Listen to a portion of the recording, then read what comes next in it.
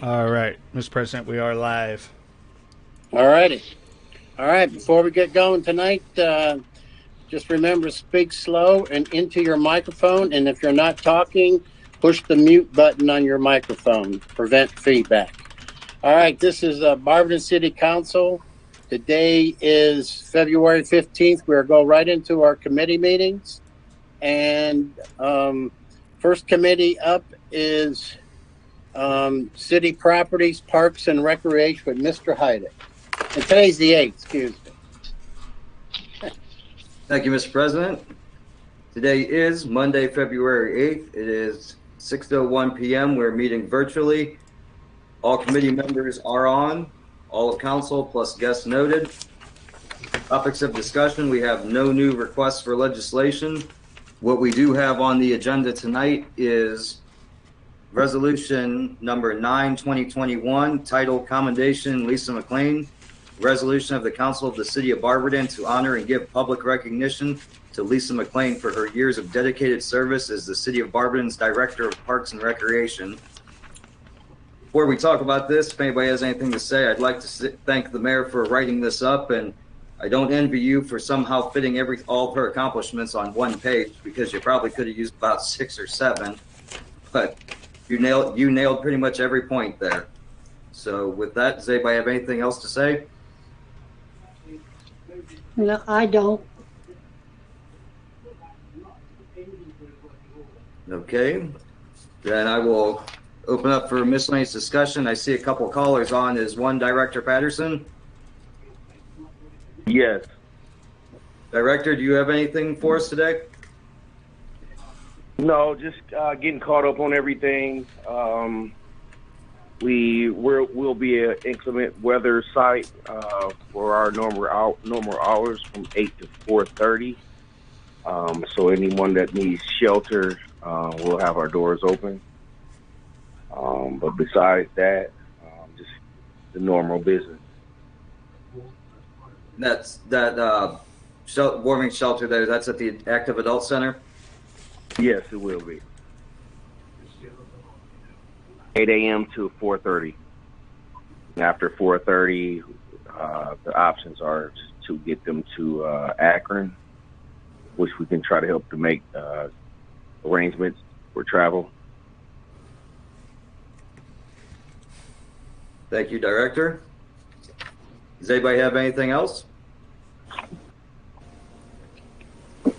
Mr. Jaber? All right. Thank you, sir. Thank you, Chairman. This is for the mayor, and also, has anything new come up yet with the skate park for the parks? Any more research on it, or any more conclusions, or any more findings on that? No, not at this point. Still working on things. We've had some employee turnover, so working through that process as well, which has kind of slowed some things up. All right, thank you. And Councilman, this is Trevor Hunt here. We have a meeting this Thursday with Greg Tracy. Look at utilities and a couple other items. Okay, so you said this Thursday. I'm sorry. Yeah, we have an internal meeting this Thursday. Look at utilities and some other logistics of the site there at Decker Park.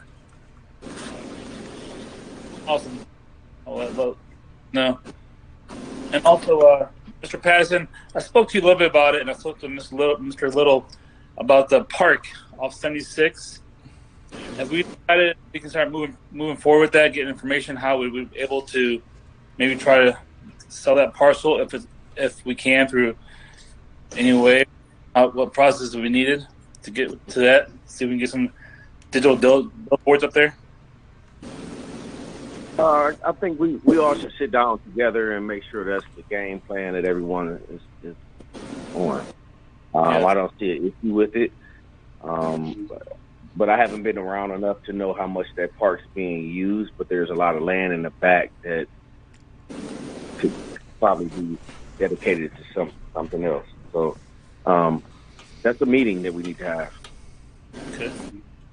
Mr. Heide, up and see if we can get Mr. Little and the mayor and everybody together, set that up. And Mrs. Joyce Coburn, so she's on the Parks Committee also, sir. Absolutely. And in my talks with the mayor, it's also being explored with all that land there to possibly use a retention pond. Obviously, wouldn't be the size of the entire park, but it would be a help for the neighborhoods over there for runoff. There's plenty of room over there to have all sorts of things.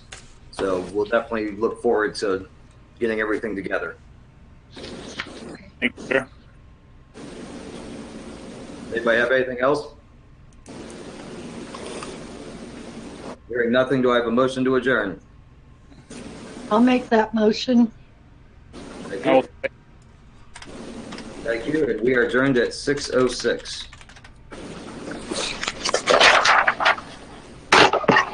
Okay, thank you very much. Next up is Public Welfare and Safety, Mrs. DeBevick. Thank you, Mr. President. I'd like to bring to order the Public Welfare and Safety Committee meeting. It's Monday, February 8th. We are remote, and all members of the committee are present, as well as all others noted.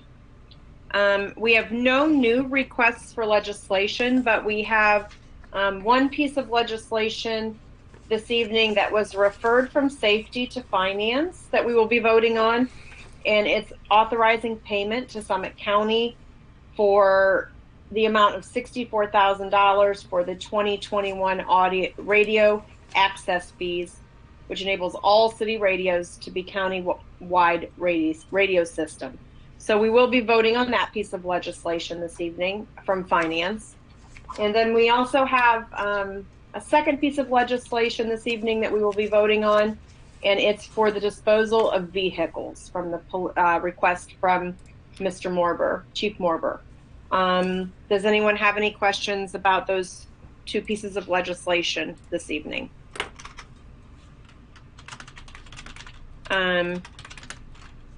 Hearing none, does anyone have any miscellaneous discussion? I think Mr. Faber had his hand up. Oh, I'm sorry. Go ahead. Sorry. Thank you, Ms. DeBevick. Quick question for you. I know I brought up before about the sales of the cars. Do other cities do the same thing? Does anybody else sell it like through auctions or anything like that, through city auctions, or has any other city done it before? I'm not certain. I can defer to Chief Morber if he doesn't mind. I noticed he's on. Yeah, I don't mind. No, other cities don't do this. They don't get revenue for the work that they do for it. What they do is they just let the tow yard company have it, and then that tow yard company does it. But we don't do it that way. We apply for it. We do all the work, and then we scrap them out to get money for the city. So these are not cars that we want to auction. We're not going to get in the car sale business. Most of the time, at this point, they're crap, and they need to go back to salvage. Every now and then we get some and we'll repurpose them for building or for parks, something like that. Sometimes we use them as well for undercover vehicles or something of that nature, but those are rare, far and few between for the most part. So these are ones at the end of the road, and if any council member wants to, give me a call, we'll make an appointment. I'll show you just how wonderful those cars are at the tow yard. But other cities, they contract with the tow companies, and they let the tow companies just scrap them out and make the money. Thanks, sir. And right now we're using hookers, correct? We contract with hookers for the towing. Okay. So, and who do we sell the salvage side of the cars to? Which tow company? Run a tow yard, which is part of the reason we went to this in the first place, because our other tow guy had dropped us when he left town. So, yeah, they do our towing. So, and who do we sell the scrap out? Generally, wherever Officer Simpson, the tow commander, whoever's doing it at that time can get the best price for them. I'm sorry, sir. I don't know if you're cutting out or I'm cutting out. Is it? Do we scrap? We go to a different scrapyard every time for the highest bid, or we just have one specific company that comes and scraps them for us? No, we always look around. We see what the prices are on Hazel Street with other places. So, which one's the most common you use personally? Most common we use hookers. Most of the time we use hookers. We've taken them to other places. If we get something really decent or cool, well, we might sell it on Gov Deals, but that rarely happens. So anything worth value, somebody's getting on that tow yard. Okay, so hold on a second. I was comparing all the time and comparing what we had going on, but everything that we had with any value at auction, and we had our own auction once a month. I don't know if that's something we want to visit. Been on the road maybe a couple months, whatever, but everything had to be accounted for and auction. There's some of the stuff you just make a base minimal price, which will get things out. But there's some things that you can actually get a lot more money for. I'm telling you, if you want to see them, come on out. We are not going to get much money for these. And quite honestly, I don't want to have the liability of selling some of this stuff as well. So I can tell you that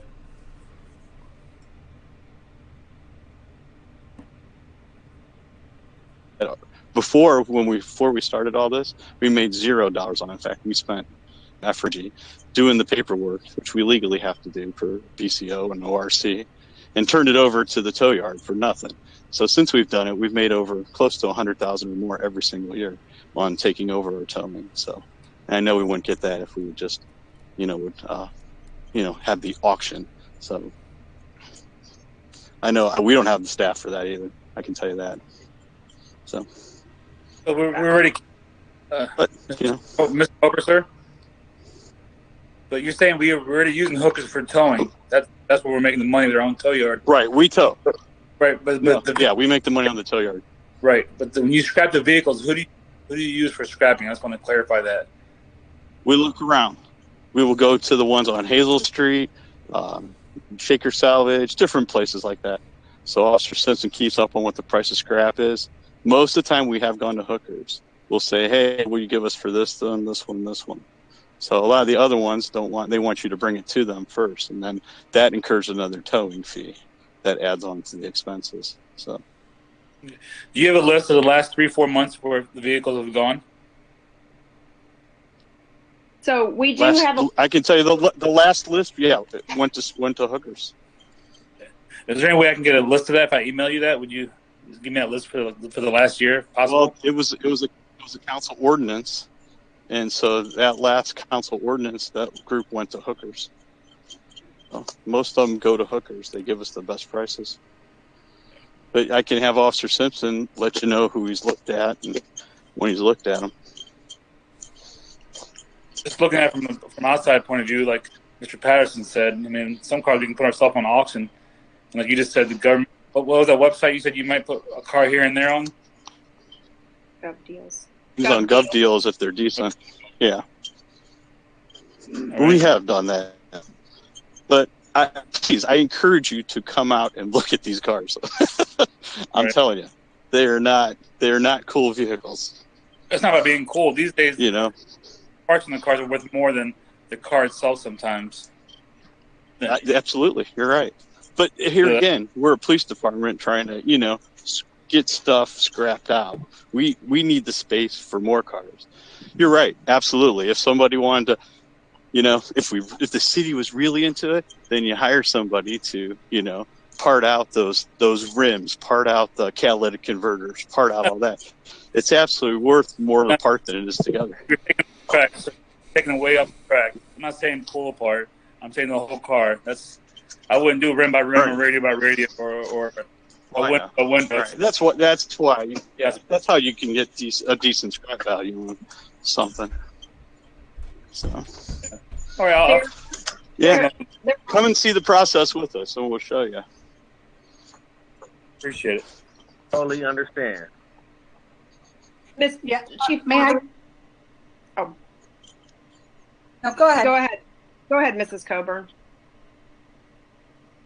No, I think it's me, Elizabeth Doherty. Oh, I'm sorry. Go ahead, Mrs. Doherty. I just want to support what Chief Morber is saying, that if we had the resources to maybe take, inventory, take them to auction and see if they're worth, this would be, I don't know that it would be a full-time job, Mr. Jaber, but it would be close to it because we do tow a lot of vehicles. This is the most expeditious way to get rid of the vehicles off the lot to tow more, which is where we get our steady stream of revenue. If we had more people, if we had more time for the people we do have, it would be something maybe we could venture into. But that's for larger cities that have that capability. I don't know that we have the capability or have the, at this time, the money to hire a person to handle just the tows. I think it's an efficient way is what I'm trying to say. I'm supporting Chief Morber and how they're handled, how they handle the cars that are worthy of being scrapped, and also support that, if we could auction them, maybe we'd hit a gold mine every now and again. I don't know that we would make much more than the scrap value, even in an auction, but that's something, it's not what I do for a living. That's just my opinion. So I just wanted to add that. Yeah. Thank you. Thank you. Chief, Yes. this is Mrs. DeBevick. Just for clarification, we, in our draft ordinance, we receive a list. For example, this draft ordinance has 29 vehicles. Right. They do have, the owners do have up until the passage of this to come claim their vehicles and pay their fines, correct? Well, yeah, we don't incur fines, but yeah, absolutely. And we'll take their money if they want that vehicle out after it's passed, because we make more money on the towing. We want them to get their cars out. Right. Well, there's probably an impound fee, right? So how long do they sit before this process occurs? We follow the code. It's in Ohio Revised Code. So after 10 days, then we generate a letter that goes out to them, certified. When then the count starts from there. So after at least 10 days after that, when we know that generally when we get it back, 10 more days. So when you get the return on the letter. And so anytime after that, it's generally clear. So a lot of times when people start getting the letter, they're like, well, I'll try to get it or this or that. But I'm telling you, if you had a car, it's the second most valuable thing people own generally.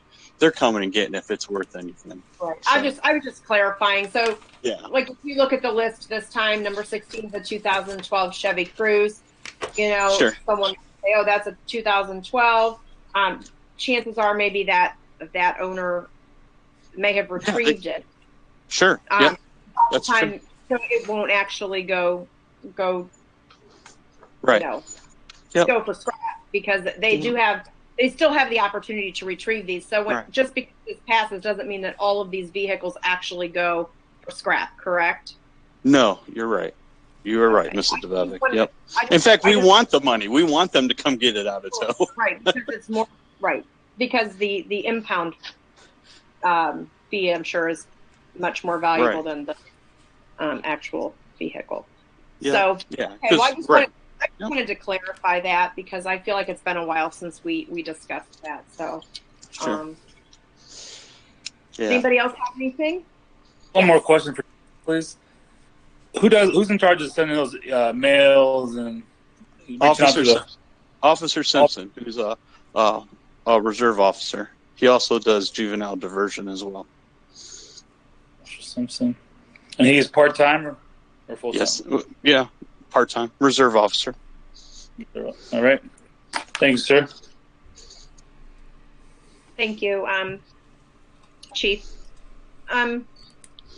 Mr. Persley, I see that you're here. I thought I caught a glimpse on social media after work today that we had a fire in the city. That's correct. There was a structure fire on 16th Street. It was a 3-unit, single-story apartment complex.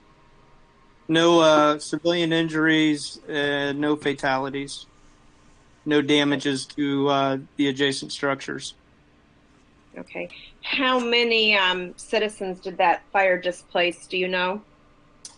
Total amount, I am not sure of. When I got out to the scene, they were still actively engaged in firefighting. I did not speak with the residents. I can get you that information tomorrow after Captain Iono, who is the fire investigator, gets all of that information. No problem. It's no hurry. I just thought if maybe they needed some assistance, we might be able to scrounge up some assistance. So I would whenever you have time, just shoot me an email. It's not a big deal. Yep, no problem. Thank you. Does anyone else have anything for safety? Hearing none, do I have a motion to adjourn? I'll make a motion to adjourn. Motion made by Mr. Greer. Do I have a second? Second. Second by Mr. Griffin. We are adjourned at 6:22. Thank you.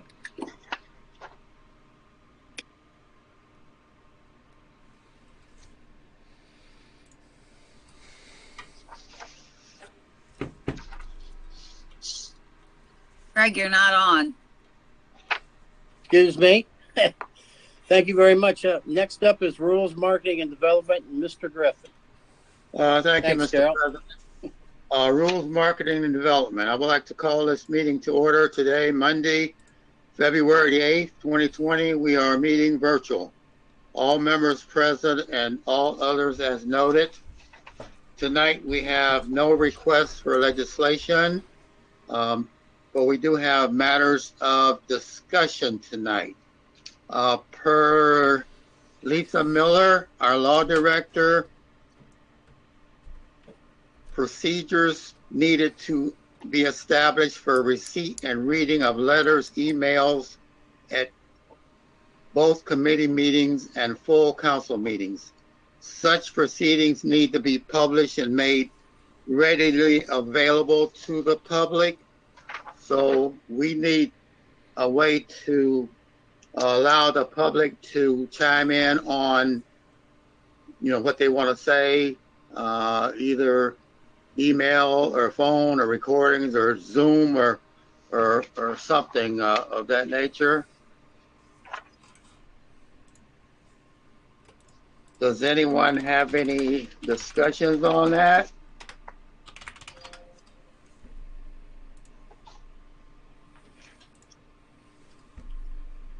Can you hear me? Yes, Mr. Griffin. Mr. Heidick has his hand up. Okay, Mr. Heidi. Sir. Thank you, Chair. I did email a copy of something I've been working on to address this to everybody. For conveniences, it outlines emails, voice, audio, video recordings, and different things to deal with virtual meetings. It's pretty in-depth. Talked to Director Miller to see if I was on the right path with how I was mapping this out here. If everybody could check their emails sometime this week, give some feedback. This is kind of important, so I would like to be able in 2 weeks to call for this to be changed into our council rules. So if there's any questions, check the email, get a hold of me, and if anybody's seen it already, please feel free to discuss it. Thank you. Mr. Heidi. I'm sorry. Mr. Heidi, is this the one from Laura? No, this I actually sent today. Okay. Right around, I believe, 3 o'clock. I was working on it in the afternoon there. So I realized some people may not have seen it yet, but it's there. That's why I said if everybody could take some time this week just to comb over it, see if they like it, see if they want any additions, subtractions, what have you. But it's a working roadmap, I believe, that could settle this pretty much now and into the future. Okay. Mrs. Fry?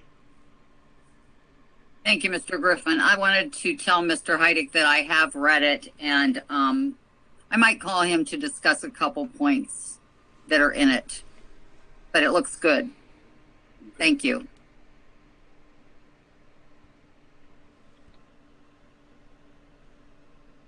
Do we have any more? Mrs. Colburn?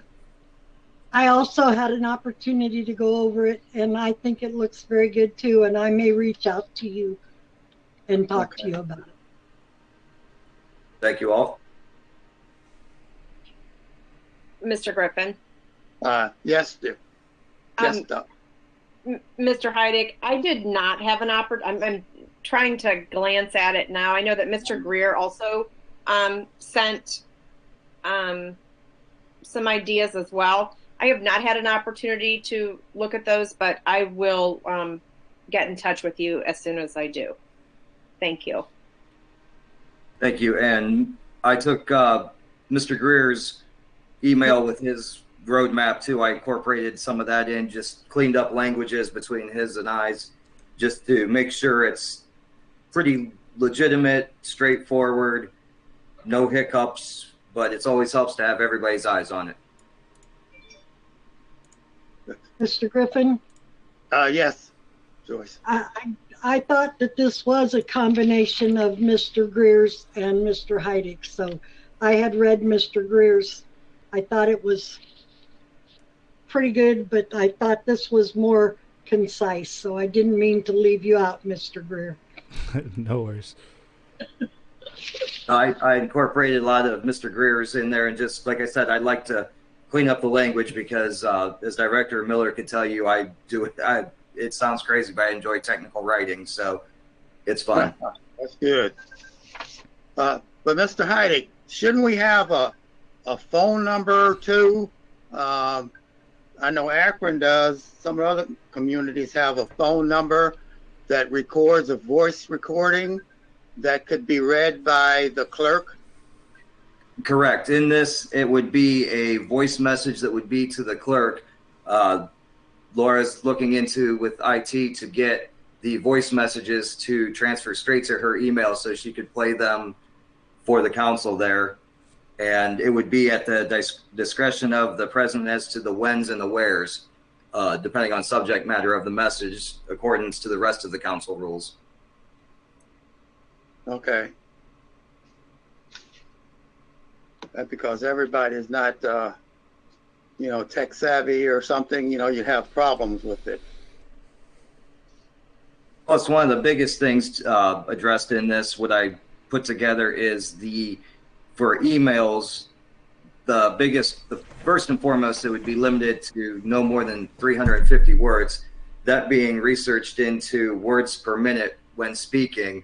If somebody sends something with 1,000 words, they would go over the allotted limit if we were meeting in person anyway. So I felt it necessary to make sure there was something there to adhere to what rules we already had in place versus what we have to deal with these days. Right. Yes, I'm reading it now. So will you be able to write that up, Tom?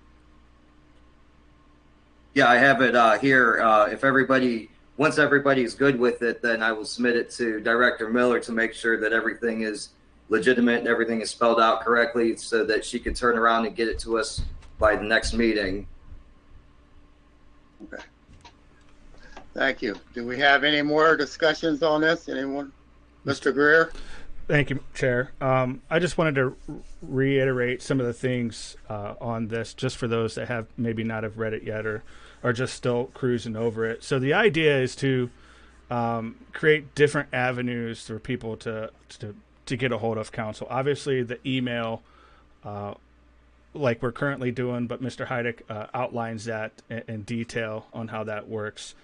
The audio voice recording, it was mentioned already, but Akron already started moving over to that. So that's going to be a new thing. So that's going to be for addressing those issues that you were talking about where people may not be so tech savvy to be able to email or attend council meetings. And then the virtual meeting, Mr. Heidick, is this only for addressing council as for the order? Or is there addressing committee as well? Well, the way it's written, the way I wrote mine too as well, was only to it only focused on people addressing council. However, I think that we're at a certain point that I would like to revisit this and maybe say a month or so, see where we're at, and see if we can't also amend another rule in here, or probably on H of Mr. Heidick's thing, to where it allows for citizens to actually communicate back and forth in committee meetings when they're, they can, I don't know how we do that yet, but where they actually freely talk with council members. I met with Director Miller and Lori the other day, asked Lori if she was comfortable with how this was going to work out, and she said she was. I think we can go a step farther in adding, getting public in here to actually interact live with council members instead of recordings or talking without being addressed. I think the dialogue back and forth is important. Another thing that I did want to mention in here that we didn't really tap on, mine was written as a state of emergency. It was only effective. Mr. Heidick wrote this, I believe, to be actually in our charter from now on, or not our charter, our committee, our council rules from now on. That's correct, Mr. Heidick? So this wouldn't be temporary. Yes. The amended section H, if approved, reads, in virtual meetings determined by the president to be outside of council chambers, which leaves leeway that if something like this happens in the future, or there's some reason that we cannot all meet in person, these could go into effect without having to do any sort of fixtures or any sort of emergencies. This would kind of already take care of what we're doing now. If in 7 years from now, there's either another pandemic or there's something, let's say the city building's getting work done and we can't meet there and we have to meet virtually, then these things could take precedent. What you mentioned there with the committee, I do not have that in section H for an amendment, but I can definitely plug that in to outline how a committee would work. Yeah, so I mentioned that because we didn't put it in both of ours, but maybe revisit it in a month once the dust settles with the big change, like in the procedures. Once everybody gets used to these procedures, I would like to see rules look at the possibility of actually how we can have the public interact live. That's one thing I hear over and over again, that people can send a voice or send an email. They can address council, but the questions that most people have arise from dialogue, those questions come from talking. So I don't see us going back into council soon. So just have that on the radar, that we look at that too as well. So, but that's all. I just want to thank Mr. Heidick and everybody that had their input on this. That's it, Mr. President, or Chair. Mr. Greer. Yes, sir. Isn't there a way now that someone can call in and be like on an iPhone and still talk to all of us without us seeing them? Right? Yes, sir. It just boils down to how we manage that. We, do we know how to manage that currently? Mrs. Miller, her concern was not having any of this in writing, so we didn't have a procedure to follow. So she just wanted it in black and white. Oh. But yes, the ability is there for up to 250 people, and GoToMeeting currently can attend.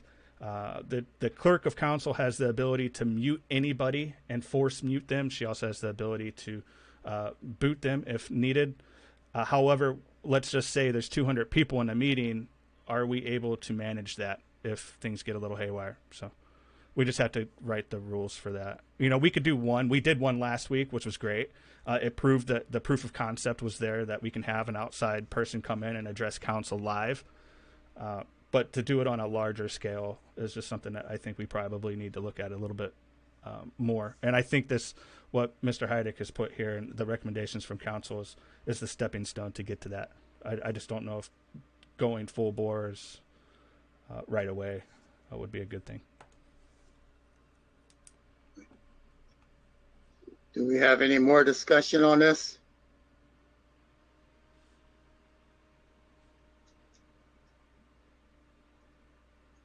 Okay, hearing none, I'd like to ask Mr. Heidick to finish putting this together, if possible, and even with the phones and all the stuff we talked about. And then we'll think about it, we'll look at it, and maybe we can pass this soon. Once I get input from the council and thumbs up from everybody, then I'll go ahead to submit it to Director Miller to make sure the language is clear. Like I said, I'd like to get this into our committee next meeting in 2 weeks so that we can call for it and get it in 3 weeks to the floor and get this process embedded. Thank you. Thank you very much. If there isn't anything else, do I have a motion to adjourn? Mr. President, Yes, Chair, you there? yes.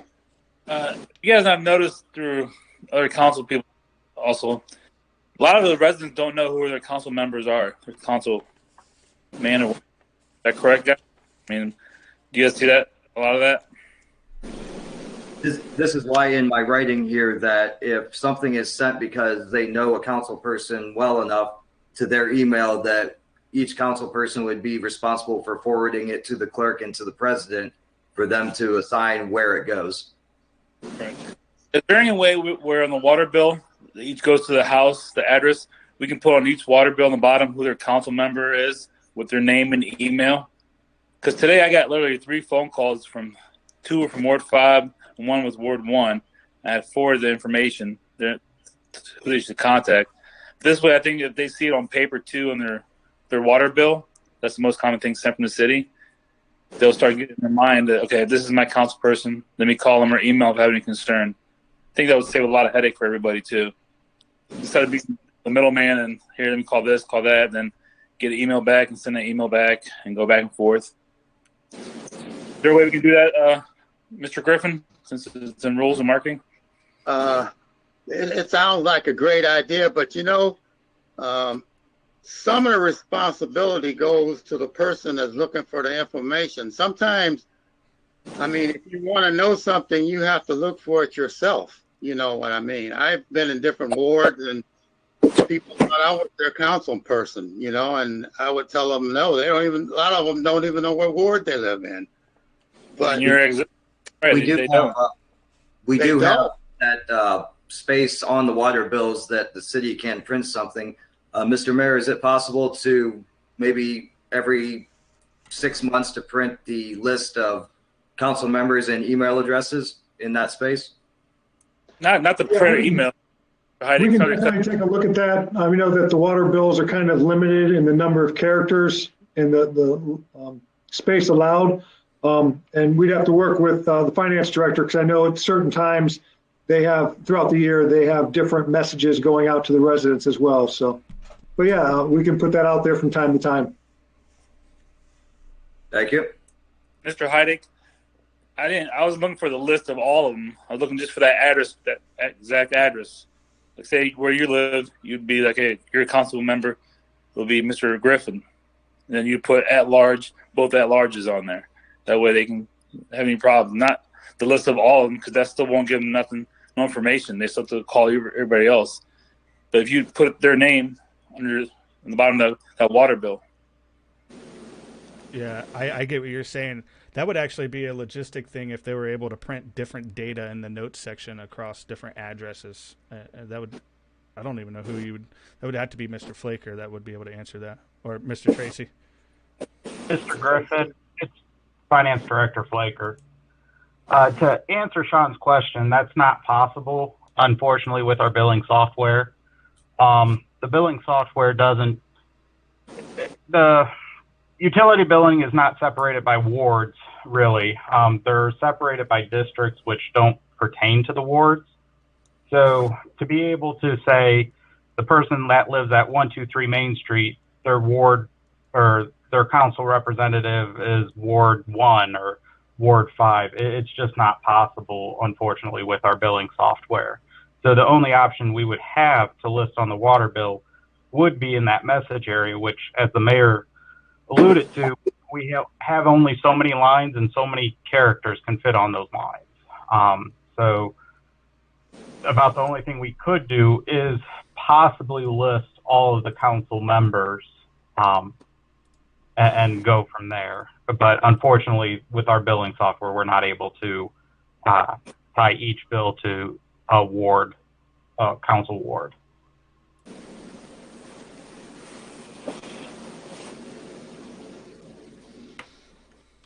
Do we have anyone else? Carol, unmute yourself. Okay. Okay, I just wanted to say that on the city website, they could call the clerk to find out what ward they're in.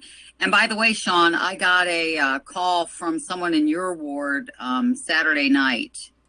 And all I did was get out my information and I gave him your number so he could call you. And we could all do that. I don't think we get so many calls from people that really aren't in our wards because most people know what ward they live in. And like I said, it's listed on the city website. They could call the clerk, they could call the city building, and the city building would get them to the proper phone number so that they could get that information. And we all have that information that we can give it to whoever calls us in error. Air. I got a question. Okay, Craig. Okay, I get calls all the time from people with problems, and I just forward it to the councilman with their phone number. It's not that hard. I mean, but I do get calls, and I do forward them.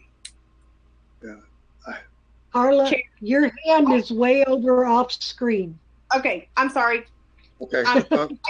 I just have a suggestion that kind of meshes all of it together. So Mr. Flaker indicated that, you know, there are a limited number of characters available on the water bill. And then Mrs. Fry mentioned that they could get on the city's website or contact the clerk. So perhaps a compromise or a possible solution would be to just every once in a while provide that information that if you are looking for your council person, please reach out to Mrs. Price, who, with her email, who will happily direct you in the proper location. So that would just be maybe a compromise where it doesn't include as many characters. It's not all inclusive, but it is more of a direct route and maybe even a phone number, because let's face it, the people that are receiving their water bills still in paper form may not be as tech savvy and using email as much as we would like, or to make it easier for us. So maybe a phone number would be advantageous and Mrs. Price's email to reach out to. So that's just a suggestion.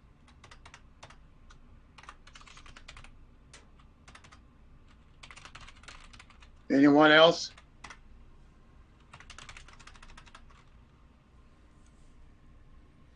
Okay, hearing none, do we have a motion to adjourn?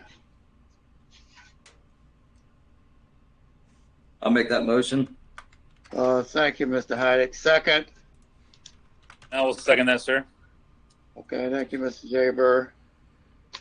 We're adjourned at 6:43.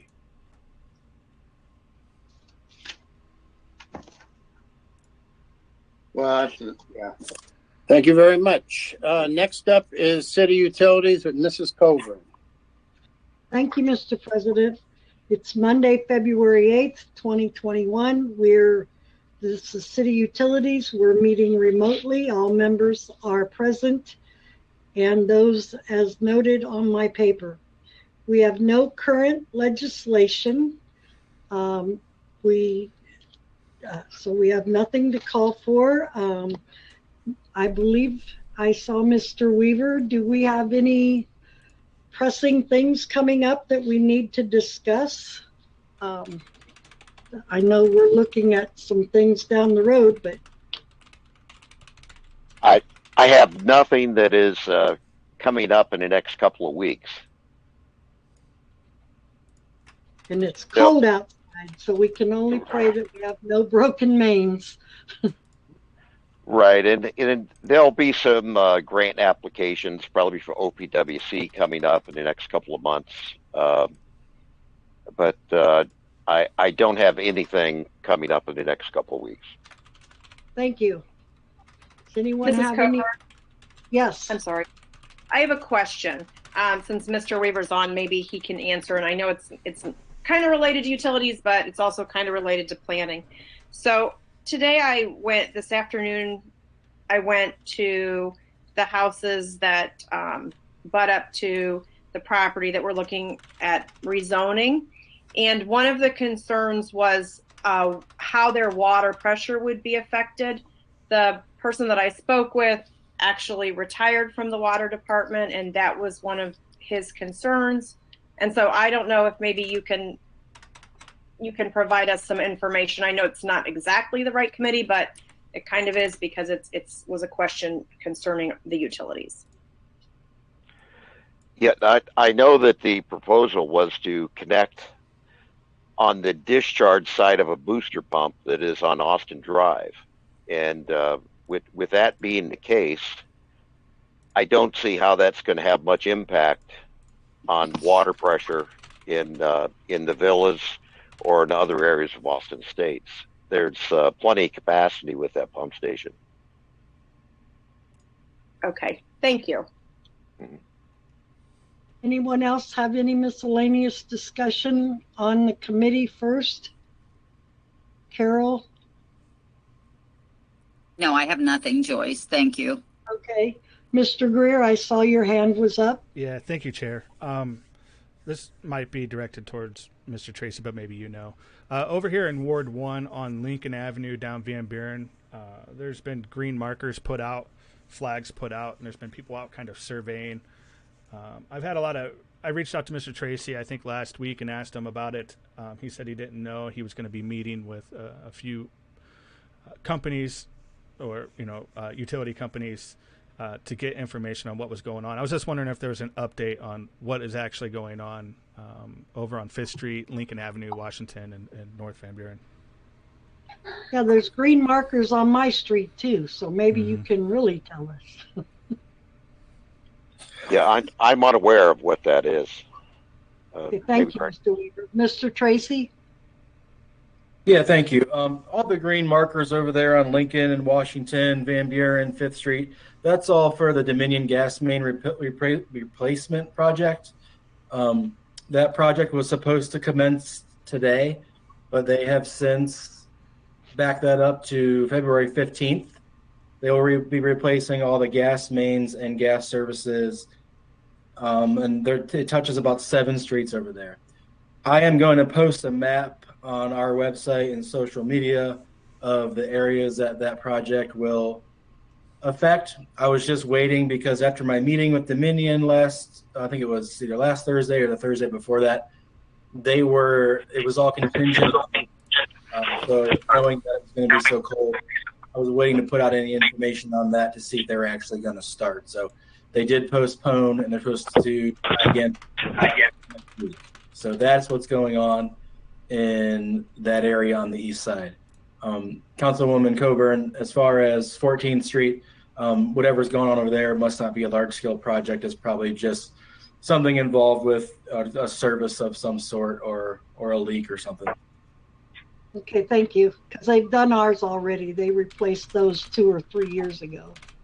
Yeah, the utilities crew has been really busy lately. This fluctuation in temperature, and now you get these cold temperatures, or it starts driving the frost deeper into the ground. That starts to really affect our infrastructure. So they will be on their toes for the next 2 weeks, probably. Okay, thank you, Mr. Tracy. Is there any other questions for utilities? Hearing none, do I have a motion for adjournment? I will make a motion. Thank you, Carla. Motion made by Carla, seconded by Carol Fry.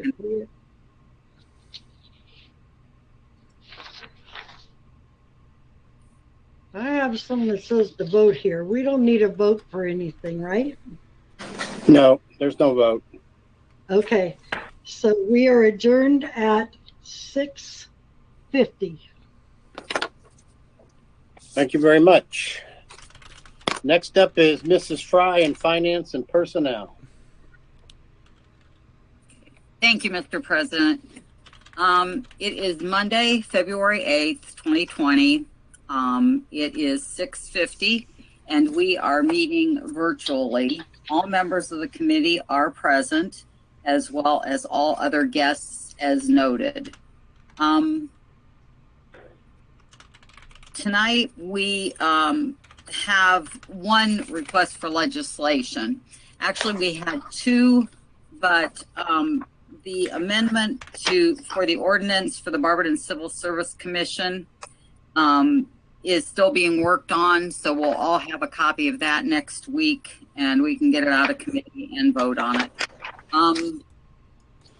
The other piece of legislation that we have is a letter from Mayor William Judge requesting an ordinance adopting the 2021 operating and capital budget, declaring an emergency.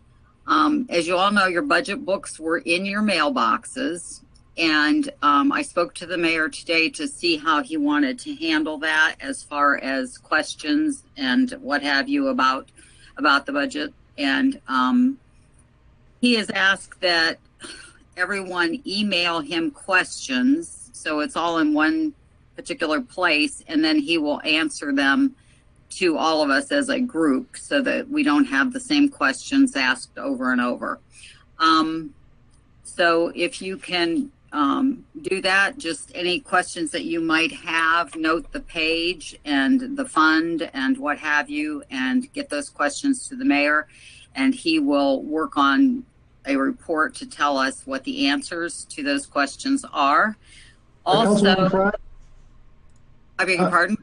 I'm sorry, Councilwoman Fry, if I could interrupt as well. Sure. In addition to, while you're going through the budget, if you have questions, send me an email and then I'll get back to all of council, but we still will have budget hearings all together to talk about the budget. But the email is just while you're going through it.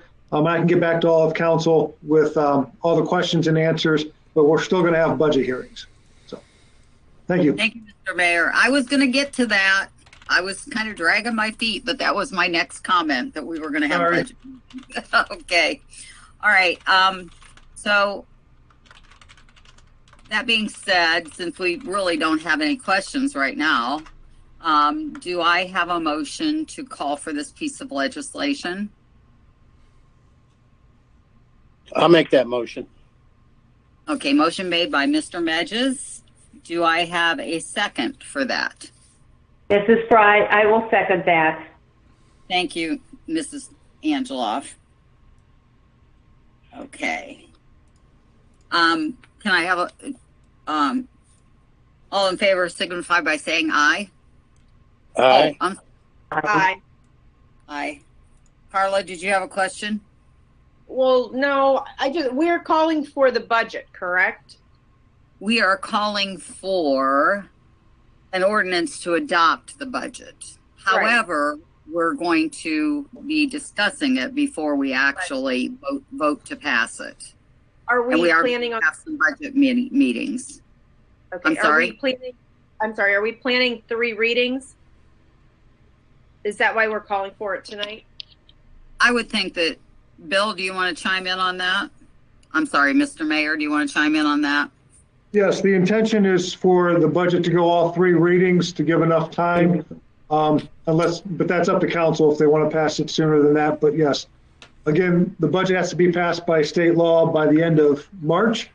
Want to schedule those meetings as soon as possible, and I will get with the president and Councilwoman Fry on scheduling that. Mrs. Fry, I think we should go 3 readings on this. Yes, we will. We will if time allows, because we do have to have it. I'd have to be looking at a calendar to say whether or not that it would work. But if we can't do 3 readings, we really have to get busy on meetings so that we have all of our questions answered and everything ironed out. Mr. Heidick, you have a comment? Thank you, Chair. If I'm reading this right, the 3rd reading would be March 22nd, which would be the last legislative meeting of March.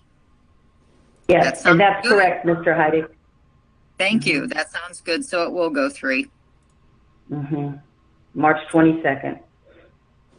Does anyone else have any questions about this? No. Thank you. No? Okay. No, thank you. You're welcome. We also have our budget report for the month of January. And if Mr. Flaker would be so kind as to give us that report, I would appreciate it. Thank you, Ms. Fry. Let's start off with the healthcare fund. You'll notice in January, the revenues were just under 40,000. Expenditures was just under 49,000. For the net year to date, that's a negative 9,000. The totals are low because we decided to take a healthcare holiday with Summit County. We had a decent year in our experience with Summit County, so to give back to the employees in that, the mayor decided to take a healthcare holiday and draw down on some of that balance up at Summit County. Moving on to the income tax fund, you will notice that the estimate for the month of January was 926,000. Our actual came in at 786,000. That is a difference of 140,000. So it doesn't look like a good month of collection. I'm not too overly concerned at this point, just for the main fact we have that transition from CCA to RETA. I know some places held off on making their withholding payments and that until the city went with RETA as of January 1st. So I'm not too concerned. I'll keep monitoring that though over the next couple months to see how that turns out. We did transfer $1 million to the general fund from the income tax fund. And moving on to the next page, the statement of cash receipts and disbursements, we have a handful of funds in the negative. First one is the FEMA fund. That is due to some encumbrances outstanding. That is the fund that we're using for that 14th Street stormwater project, where we're buying the houses and FEMA will reimburse us for buying those houses. The next fund in the negative is Fund 250 CDBG. That's the HUD grant. Once again, that's another federal grant that once we expend the money, they'll reimburse us for the money. The last fund in the negative is Fund 517, the Norton Sanitary Sewer Construction Fund. That fund is in the negative because there's a lot of encumbrances outstanding, which some of those will be able to be closed because a lot of the Nash Heights sewer project in Norton is finishing up and getting closed out. So some of those encumbrances will come down to help get that fund out of the negative. But the rest of the money that's in there, we will get reimbursed from OWDA or OPWC for the mostly OWDA for any expenses we have out of there. Looking at the last 3 months activity, you'll notice the general fund went down by about 400,000 from December to January. That has to deal with a lower amount of monthly receipts for the month of January, and also the encumbrances outstanding going up by about 175,000. The special revenue funds has stayed roughly the same. Enterprise funds has went down again for from December to January, and that is due to the encumbrances outstanding. If you look at the cash balance in the enterprise fund, it actually went up, but the encumbrances outstanding went up as well. So, and then in all other funds, you will notice that has stayed roughly the same as well. When comparing January of 2020 to January 2021, you'll notice the general fund went up. Most of that has to deal with the CARES Act and the Summit County Payroll Support Program. The special revenue funds is up slightly by about 330,000. Enterprise funds is down by about 1.5 million, but you notice that that is down due to the encumbrances outstanding being up by about 1.5 million compared to last year at this time. All other funds is up by about 150,000, 250,000, and that is all I have. Mr. Blaker, I at the heading for that prior year versus current year, they both say 2020. So I don't know if you keep these and that needs to be corrected. Yeah, thank you for pointing that out, Mr. Fry. I just overlooked that. That's okay. Thank you very much for the report. Does anybody have any questions for Mr. Flaker?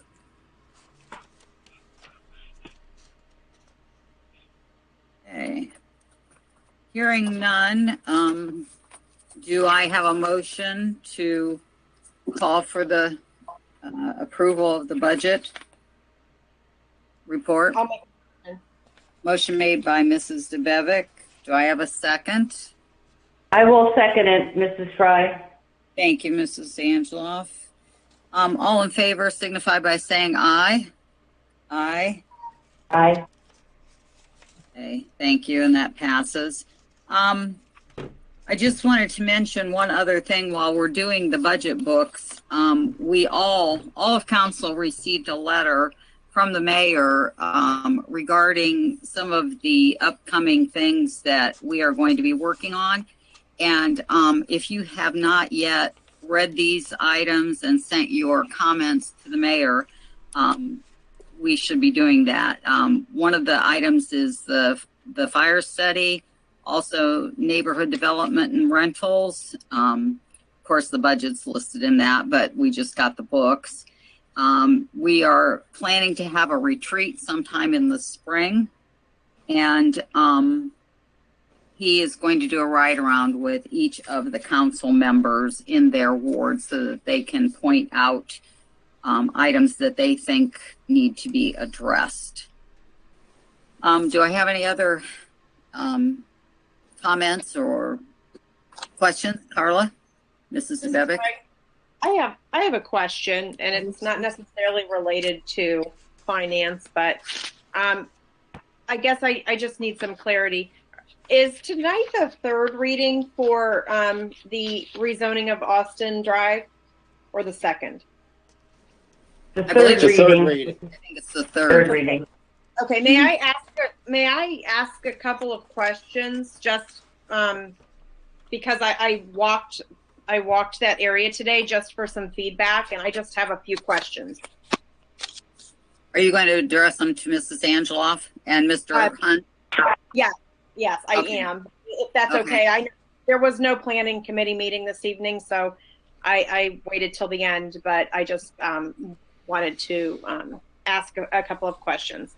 So I guess after speaking with the residents.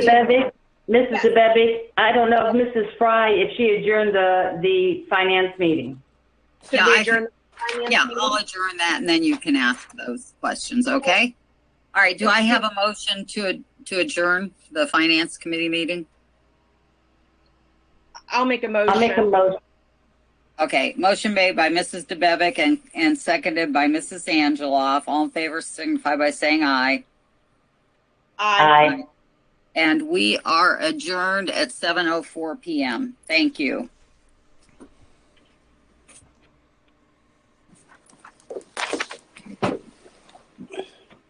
Hey, thank you very much. We'll take about 5 minutes and then we'll start our meeting. I got to go over something with Mrs. Price. Mr. President. May Mrs. DeBevick ask the questions to the directors? I have some questions regarding the rezoning, and okay, all right. The problem is, I feel like those need to be made during a committee meeting, and we can't just. That's why I addressed it in finance. Okay. Are we allowed to entertain conversation without having a scheduled meeting? Sure. Okay. So may I ask those questions before we adjourn and start our other meeting? Sure. I believe the people who are handling that whole construction and everything are on the line. I'm not sure. Okay. Mr. President, if I may. Yeah. Mr. Greer, we're still alive, aren't we?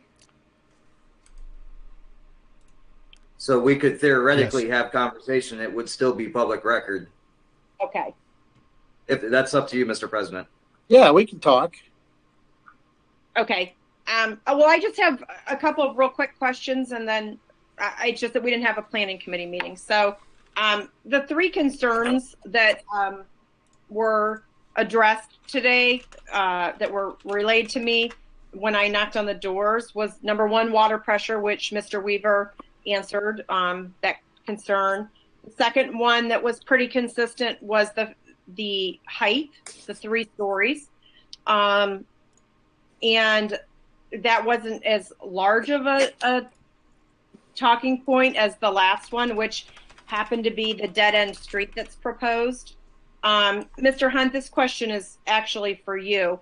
Have we had any dead end streets that have been approved as a result of new construction in the last 20 years?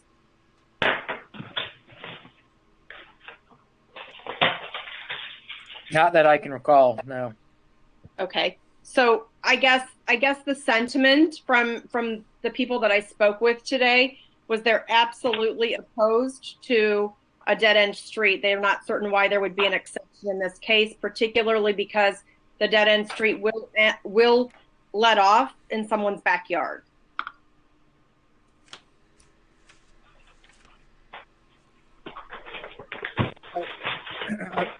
I'm calling. Is Rich on the line here? Yes, I am. Rich, I'm not sure if you're hearing this conversation. Can you hear me? I can hear you, yes. Okay. Yes. So I don't think the final plat still needs to come back before Planning Commission. Our development code, I mentioned this last time, does allow for stub roads, but no longer than 250 feet.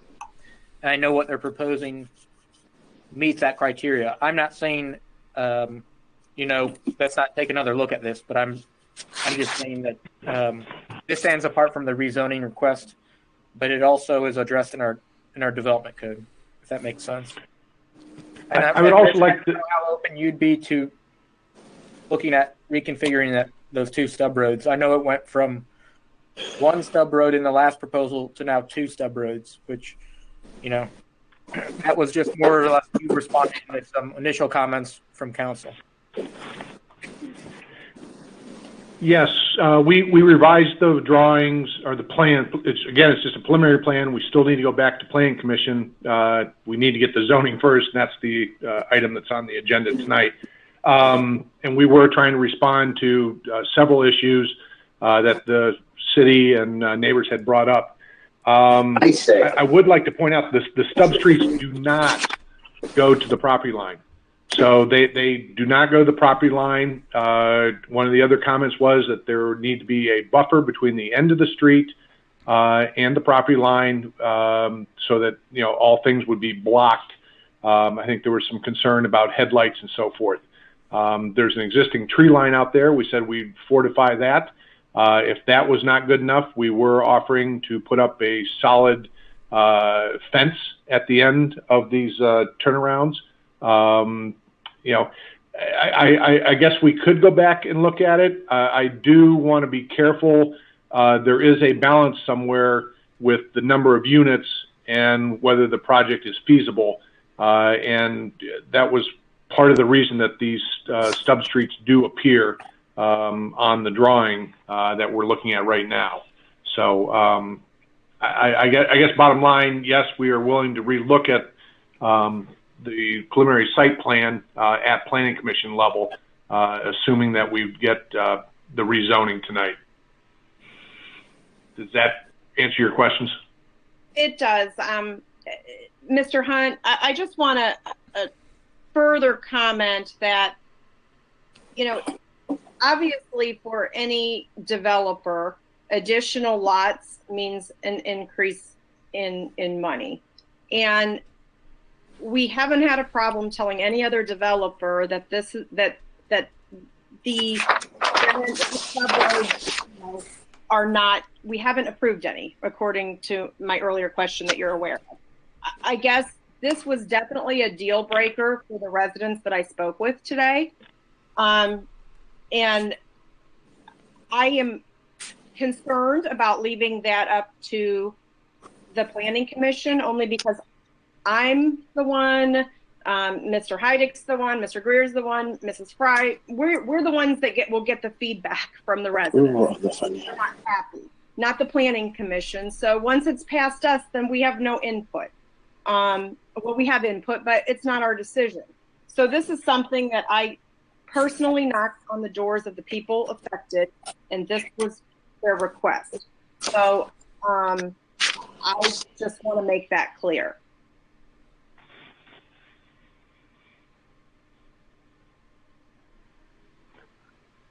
Fair point. Hey, this is Rich. My only other comment would be I felt we were following the rules and regulations that are in the city, and we were responding to other comments made. That you made the comment about went from 1 to 2.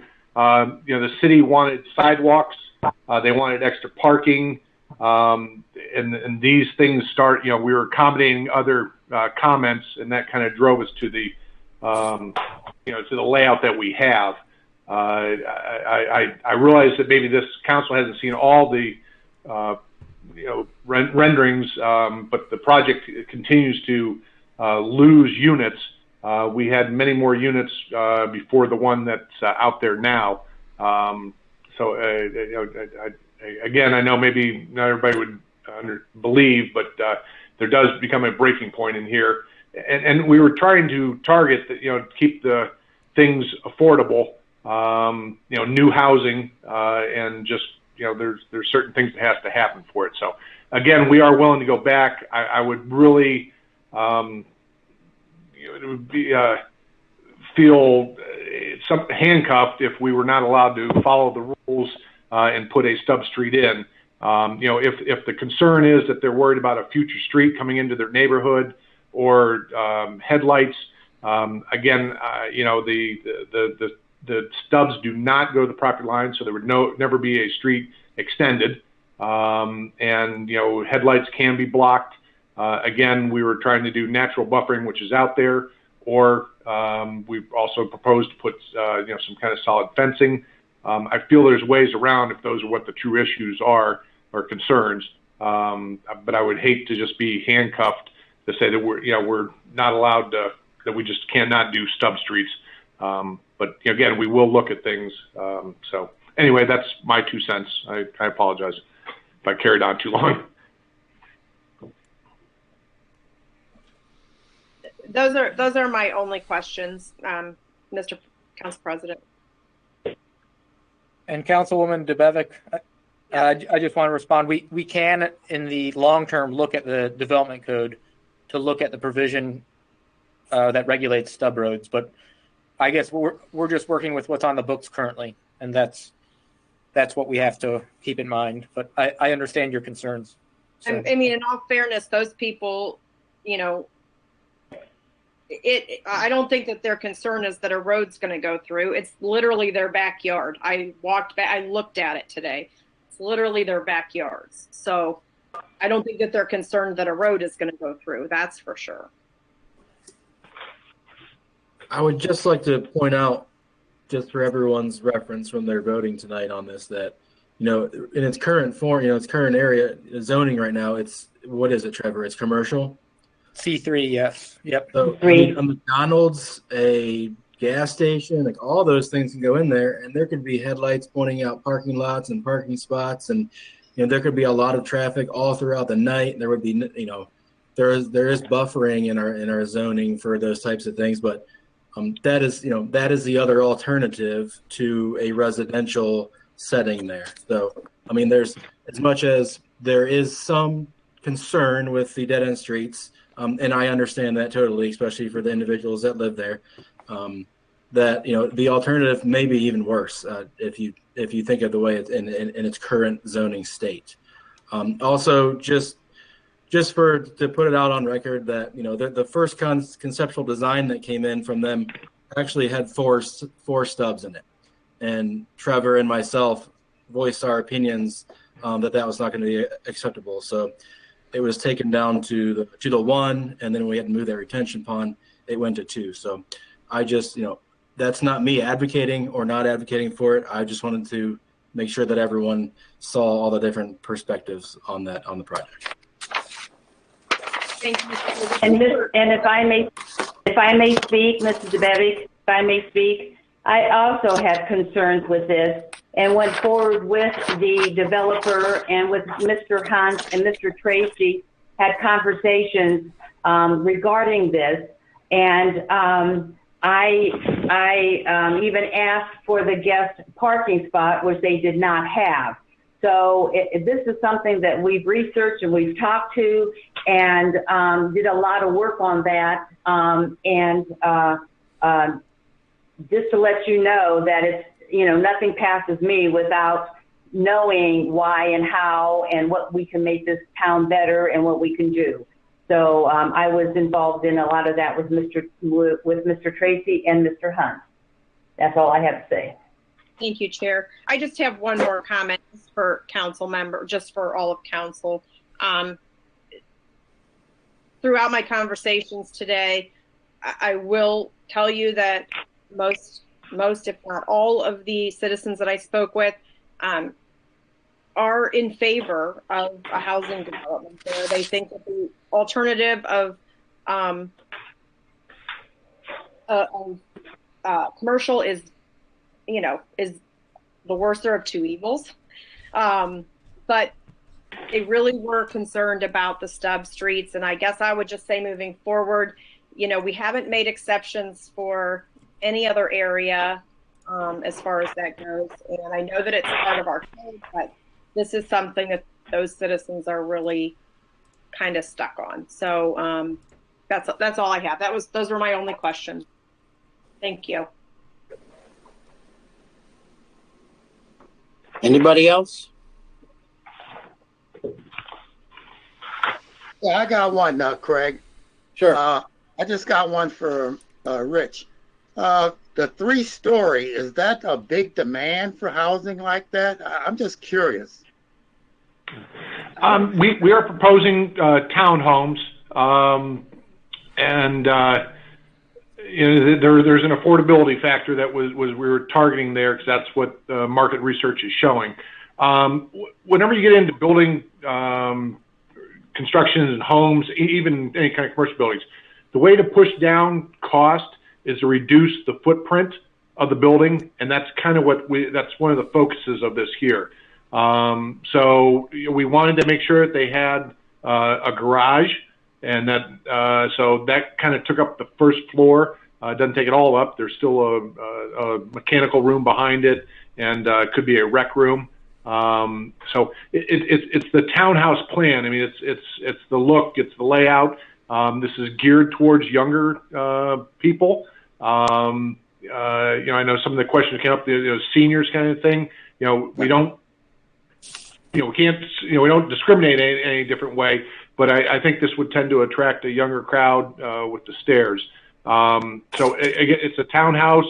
There is a price point here, and we feel there's a need for it in the marketplace for more, younger startup kind of people, first-time home buyers, that kind of stuff.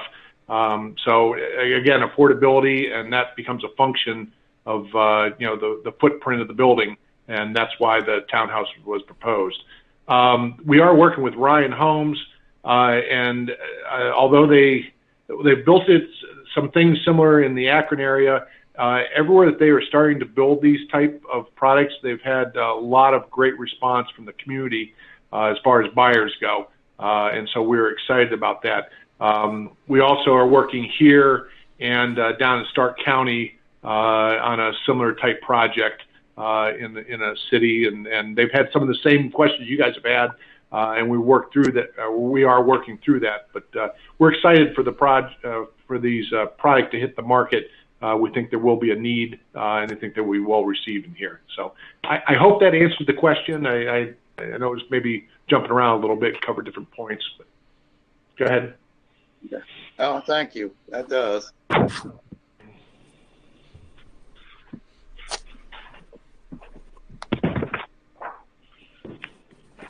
Anybody else? Mrs. Fry. Thank you, Mr. President. I just had a question for Rich too. Is there a spec like this anywhere in the Akron area where we could go and look at it? Do you have any completed in another community even?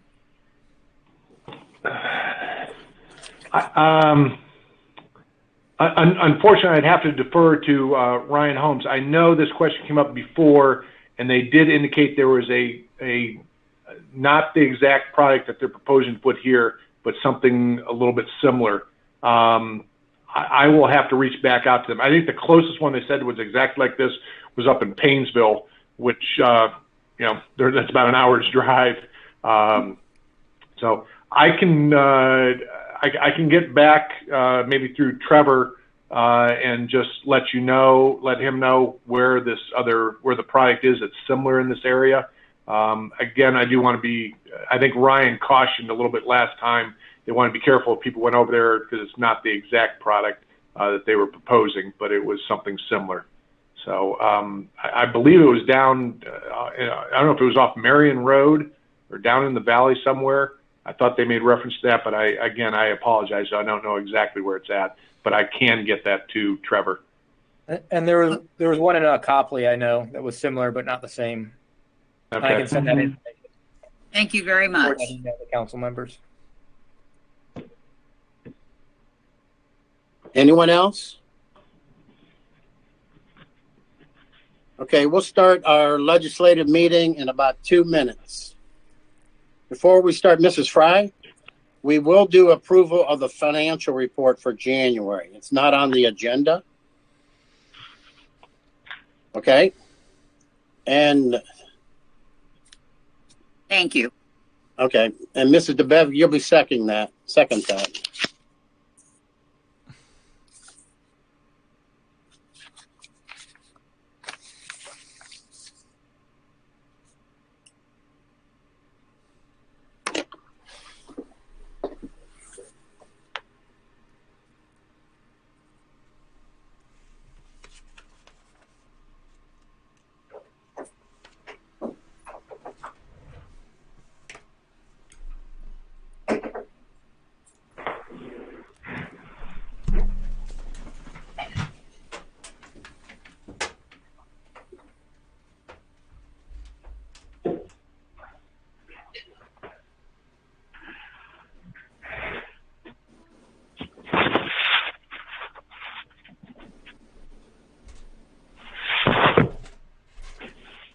And Mr. Heidick, I wore purple just for you today. I see that. I like it. Looks good on you. Thank you, sir. Thank you, sir. No hats, though. No hats. We'll work on that. And we can't have two bald people wearing hats and wearing purple. People start talking. Let them talk. Watch Super Bowl last night? That was you never go against Tom Brady. I turned it off after halftime. Vegas lost some money yesterday. They can afford it. Yeah. Oh yeah. I turned it off after halftime. I couldn't do it. You think he's done, or we got one more year? What do you think? No, that guy's not done. His wife wants him done. She said that 2 years ago. On Twitter, she put it's time for him to be a husband and father now. Yeah, I mean, he does have room for one more ring, so. Yeah. He's got room for 3 more. Yeah, I was gonna say 3 more rings actually. Yeah.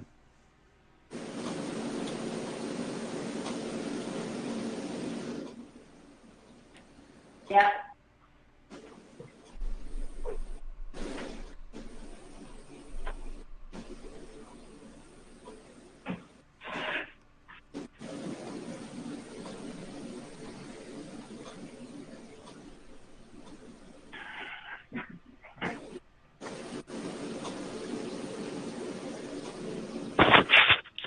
Emails about that meeting. About that meeting. About the billboard sign.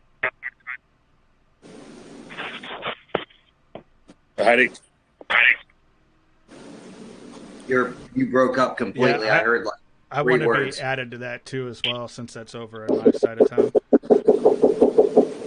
The billboard sign. We can just start talks and start the process. It's way overdue. By the time we get it done, construction will be finally done. But one thing is we just have to check the legalities for leasing out parkland. Start doing your homework. Come on, babe. I'll be on it. P3.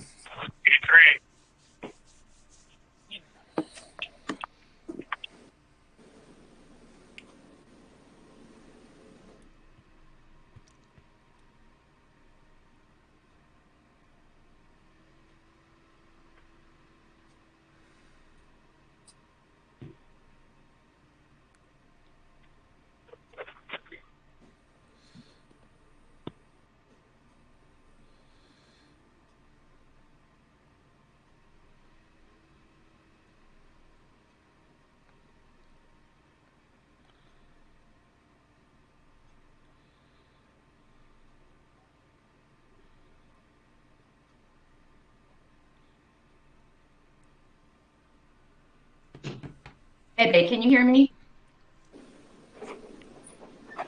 Yes. Can you hear me? Yes. I'm trying to get back on here again. Everybody uses comments as Okay. I couldn't get in the door. Oh, I was locked out. you don't have your badge, huh? No, I used it. They must have shut it off at a certain time. 30 off. Yeah, 6:30 they shut them off. Okay, is everybody ready? Yes. All righty, here we go. Let's see. This is a regular legislative meeting of the Barberton City Council. Today is Monday, February 8th, 2020. I got 7:29. Please stand for the Pledge of Allegiance, followed by the invocation by Mr. Greer. I pledge allegiance to the flag of the United States of America and to the republic for which it stands, one nation, under God, indivisible, with liberty and justice for all. Let us pray. Dear God, please look over our community during these unprecedented times. As we continue to push forward with our lives, let us remain compassionate and open to different perspectives. Help us be helpful and guide people through these tough times. Help those in need of a warm place to stay find the resources available. Please look over our first responders, our frontline workers, and our men and women in the military as they continue to look over us 24/7. As we lay our warriors to rest after losing the fight to demons at home, let us never forget the 22. Amen.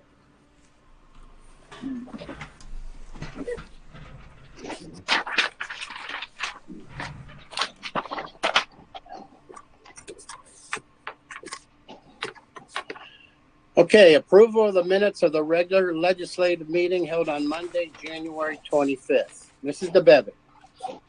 Thank you, Mr. President. I make a motion for the approval of the minutes of the regular legislative meeting held on Monday, January 25th, 2021, as presented. Thank you. And Mr. Heidick. Thank you, Mr. President. I will second the approval of the minutes for the regular legislative meeting on Monday, January 25th, as presented. Thank you. It was moved by Mrs. DeBevick, second by Mr. Heidick, to approve the minutes of the regular legislative meeting held on Monday, January 25th, 2021, as presented. Are there any remarks? All those in favor signify by saying aye. Aye. Aye. Any opposed? Minutes are adopted. Mr. President, if I can interrupt, you didn't do roll call. Oh, You didn't do excuse roll me. call. Clerk, could you call the roll? Yes. Mrs. Angela?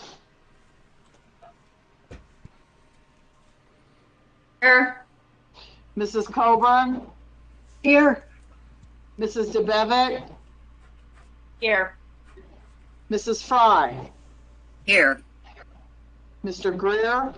Present. Mr. Griffin? Here. Mr. Heidick? Here. Mr. Jaber? Here. Thank you, Mrs. Angeloff. Okay, let's move on to approval of the finance report for the month of January as presented. Mrs. Fry. Thank you, Mr. President. I move for the approval of the finance report for the month of January as presented. Thank you. And Mrs. DeBevick. Thank you, Mr. President. I'd like to second Mrs. Fry's motion. Thank you. It was moved by Mrs. Fry, second by Mrs. DeBevick for the approval of the January finance report as presented. Are there any remarks? All those in favor signify by saying aye. Aye. Aye. Any opposed? January finance report is adopted. Okay, petitions and claims. There are none. Okay, matters requested. There are none. Citizens addressing council. There are none. All right. First reading of ordinances and resolutions. Ordinance number 06-2021, presented by Mrs. Fry. Authorized payment for Summit County. An ordinance authorizing the Director of Finance to pay an invoice to Summit County in the amount of $64,000 for the 2021 radio access fees, which enables all city radios to be on the countywide radio system, and declaring an emergency. Motion to suspend. Mrs. Fry. Thank you, Mr. President. I move that the rule as required by section 5.10 of the Barberton City Charter be suspended. Thank you. Mrs. DeBevick. Thank you, Mr. President. I'd like to second Mrs. Fry's motion on suspension. Thank you. Motion was made by Mrs. Fry, second by Mrs. DeBevick to suspend the rule as required by section 5.10 of the Barberton City Charter. Are there any remarks? Clerk, please call the roll on suspension. Mr. Greer. Yes. Mrs. Fry. Yes. Mrs. Angeloff. Yes. Mr. Heidick. Yes. Mr. Jaber. Yes. Mrs. DeBevick. Yes. Mr. Griffin. Yes. And Mrs. Coburn. Yes. Motion to adopt. Mrs. Fry. Thank you, Mr. President. I move for the adoption of ordinance number 06-2021. Thank you. And Mrs. DeBevick. Thank you, Mr. President. I'd like to second Mrs. Fry's motion on adoption. A motion was made by Mrs. Fry, second by Mrs. DeBevick to adopt ordinance number 06-2021. Are there any remarks? Clerk, please call the roll on adoption. Mrs. Coburn. Yes. Mr. Griffin. Yes. Mrs. DeBevick. Yes. Mr. Jaber. Yes. Mr. Heidick. Yes. Mrs. Angeloff. Yes. Mrs. Fry. Yes. Mr. Greer. Yes.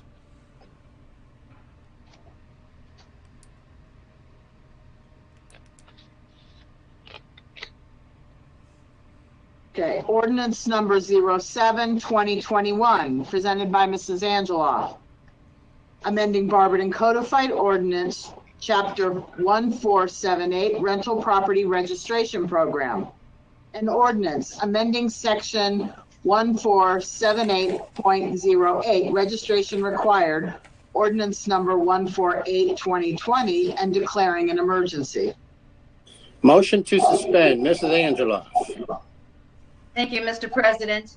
I move that the rule as required by section 5.10 of the Barberton City Charter be suspended. And Mrs. Coburn. Thank you, Mr. President. I second that motion for suspension. Thank you. A motion was made by Mrs. Angeloff, second by Mrs. Coburn to suspend the rule as required by section 5.10 of the Barberton City Charter. Are there any remarks? Mr. Heidick. Thank you, Mr. President. This suspension should be warranted. I'm glad everybody gave the extra week in there just to make up for the mail thing. And this is another step on overhauling that rental program to bring it up to speed and bring it up to cuff that we can start doing more things in the city. Anyone else? Clerk, please call the roll on suspension. Mr. Jaber. Yes. Mrs. DeBevick. Yes. Mrs. Fry. Yes. Mrs. Coburn. Yes. Mr. Heidick. Yes. Mr. Greer. Yes. Mrs. Angeloff. Yes. And Mr. Griffin. Yes. Motion to adopt, Mrs. Angeloff. Thank you, Mr. President. I move that ordinance number 07/2021 be adopted as presented. Thank you. And Mrs. Coburn. Thank you, Mr. President. I second the motion on adoption. Thank you.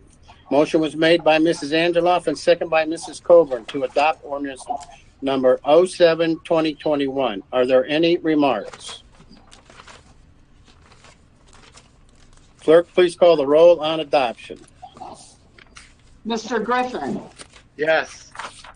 Mrs. Angeloff. Yes. Mr. Greer. Yes. Mr. Heidick. Yes. Mrs. Coburn. Yes. Mrs. Fry. Yes. Mrs. DeBevick. Yes. Mr. Jaber.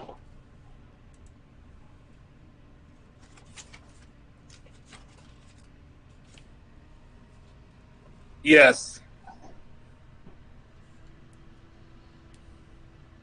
Ordinance number 08/2021 presented by Mrs. DeBevick. Disposal of vehicles, Barberton Police Department. An ordinance authorizing the police chief to scrap, salvage 29 vehicles deemed to be no longer needed for any municipal purpose and unfit and unsafe for disposal in any other manner, and declaring an emergency. Motion to suspend, Mrs. DeBevick. Thank you, Mr. President. I move that the rule as required by section 5.10 of the Barberton City Charter be suspended. Thank you. And Mr. Greer. Thank you, Mr. President. I'd like to second Mrs. DeBevick's motion for suspension. Thank you. Motion was made by Mrs. DeBevick, second by Mr. Greer to suspend the rule as required by section 5.10 of the Barberton City Charter. Are there any remarks? Clerk, please call the roll on suspension. Mrs. Fry. Yes. Mr. Greer. Yes. Mrs. Coburn. Yes. Mrs. DeBevick. Yes. Mrs. Angeloff. Yes. Mr. Griffin. Yes. Mr. Heidick. Yes. Mr. Jaber. No. Motion to adopt, Mrs. DeBevick. Thank you, Mr. President. I move for the adoption of ordinance number 8/2021. Thank you. And Mr. Greer. Thank you, Mr. President. I'd like to second that motion for adoption. Thank you. A motion was made by Mrs. DeBevick and second by Mr. Greer to adopt ordinance number 08-2021. Are there any remarks? Mr. President? Yes. I'm voting no tonight for this.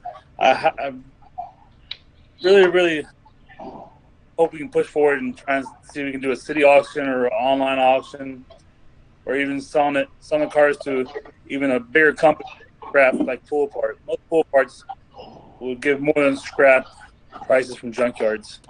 Hopefully we can look into this more, and I will begin hold of Mr. Simpson. That's his last name, Officer Simpson, and Safety Director, Chair, and all those guys, and hopefully we can get together with this. Thank you. Okay. Are there any other remarks? Clerk, please call the roll on adoption. Mr. Jaber, No. Mr. Heidick, Yes. Mr. Griffin, Yes. Wait till we're done with the meeting, okay? Mrs. Angeloff, Yes. Mrs. Zevitt, Mrs. Coburn, Yes. Mr. Greer, Yes. Mrs. Fry. Yes.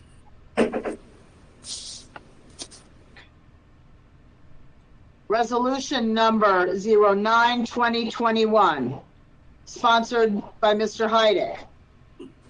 Commendation, Lisa McLean. A resolution of the Council of the City of Barberton to honor and give public recognition to Lisa McLean for her years of dedicated service as the City of Barberton's Director of Parks and Recreation. Motion to suspend, Mr. Heidick. Thank you, Mr. President. I move that the rules required by 5.10 of the city charter be suspended. Thank you. And Mr. Jaber. Thank you, Mr. President. I will second Mr. Heidick's suspension. Okay. A motion was made by Mr. Heidick and second by Mr. Jaber to suspend the rule as required by section 5.10 of the Barberton City Charter. Are there any remarks?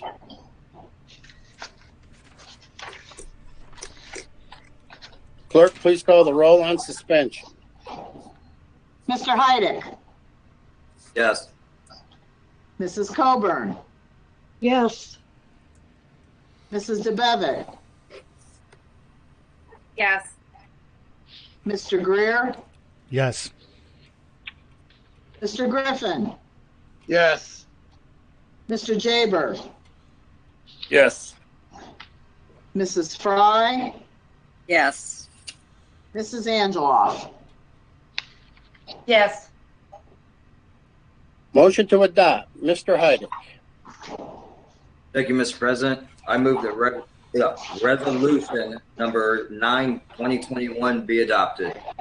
Thank you. And Mr. Jaber. Thank you, Mr. President. I will second the adoption of Mr. Heidick.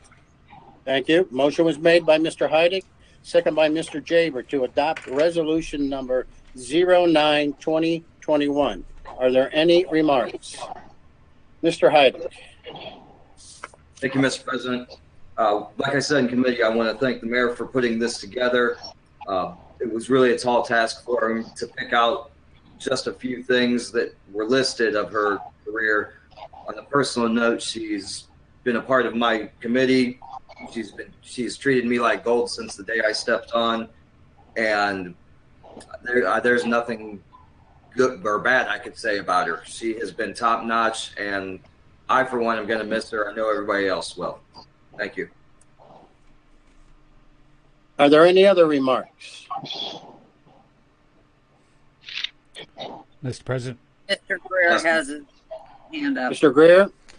Yes, thank you, Mr. President. I just wanted to say that Lisa McLean is really the only park director that I've ever known once I got back from the military and started working up in Cleveland and really getting involved in the city. So she's been like my go-to as far as interaction with the festivals, the Mum Fest, and all the other activities that the Park and Recreation puts on. And one thing I did want to mention about Mrs. McLean is her interactions with the volunteers in the city and the ability to get the administration and the volunteers is a prime example of how, as a community, we can work together, and we can come together as residents and city administration and accomplish a lot of great things. So she's going to be dearly missed. She has big shoes to fill.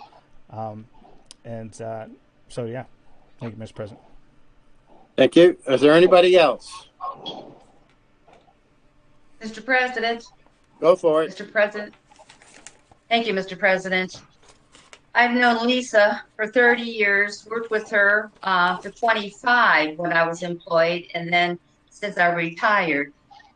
She was the go-to person with that Mumfest. She knew people by first name, where they came from, their family.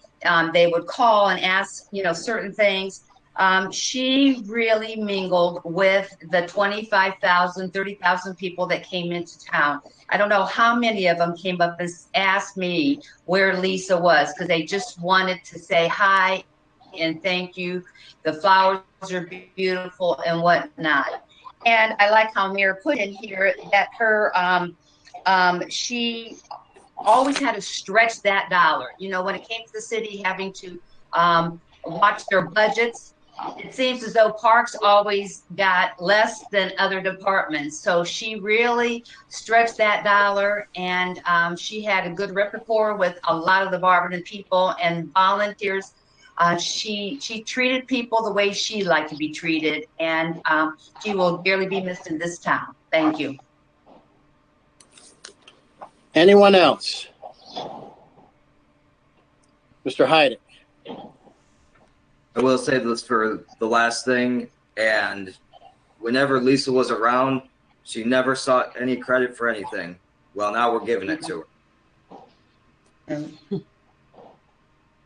Anyone else?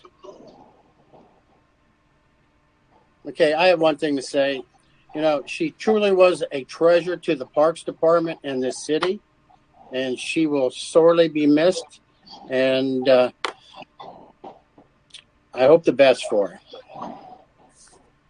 Clerk, would you please call the roll on adoption? Mrs. Angeloff. Yes. Mrs. Fry. Yes. Mr. Jaber. Yes. Mr. Griffin. Yes. Mr. Greer. Yes. Mrs. DeBevick. Yes. Mrs. Coburn. Yes. Mr. Heidick. Yes. Ordinance 10, 2021, presented by Mrs. Fry. Authorized payment to Ports Petroleum. An ordinance authorizing the Director of Finance to pay an invoice to Ports Petroleum in the amount of $9,610.31 for gasoline and diesel fuel and declaring an emergency. This ends the first readings. No, we have to vote on this. Oh, okay. Okay. Motion to suspend, Mrs. Fry. Thank you, Mr. President. I move that the rule as required by section 5.10 of the Barberton City Charter be suspended. And Mrs. DeBevick. Thank you, Mr. President. I'd like to second Mrs. Fry's motion on suspension. Thank you. Motion was made by Mrs. Fry and second by Mrs. DeBevick to suspend the rule as required by section 5.10 of the Barberton City Charter. Are there any remarks? Clerk, please call the roll on suspension. Mrs. DeBevick. Yes. Mr. Heidick. Yes. Mr. Griffin. Yes. Mrs. Fry. Yes. Mrs. Angeloff. Yes. Mrs. Coburn. Yes. Mr. Jaber. Yes. Mr. Greer. Yes. Motion to adopt, Mrs. Fry. Thank you, Mr. President. I move for the adoption of ordinance number 10-2021. Thank you. And Mrs. DeBevick. Thank you, Mr. President. I'd like to second Mrs. Fry's motion on adoption. Thank you. A motion was made by Mrs. Fry and second by Mrs. DeBevick to adopt ordinance number 10-2021. Are there any remarks? Clerk, please call the roll on adoption. Mr. Jaber, Yes. Mr. Greer, Yes. Mrs. Angeloff, Yes. Mrs. Coburn, Yes. Mrs. Fry, Yes. Mr. Griffin, Yes. Mr. Heidick, Yes. Mrs. DeBevick. Yes. That's the end of the first readings. Okay, how about second readings of ordinances and resolutions? There are none. Third reading of ordinances and resolutions. Ordinance number 1-2021, presented by Mrs. Angeloff. Zoning map amendment, Austin Drive. An ordinance authorizing the rezoning of parcel 01.13686, a 4.04 acre parcel on Austin Drive, from C3 Community Center Commercial to RA16 Single Family Attached. Motion to adopt, Mrs. Angela. Thank you, Mr. President. I move that ordinance 01-2021 be adopted. Thank you. And Mrs. Coburn.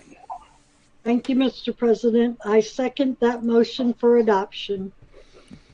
Thank you. Motion was made by Mrs. Angeloff and second by Mrs. Coburn to adopt ordinance number 01-2021.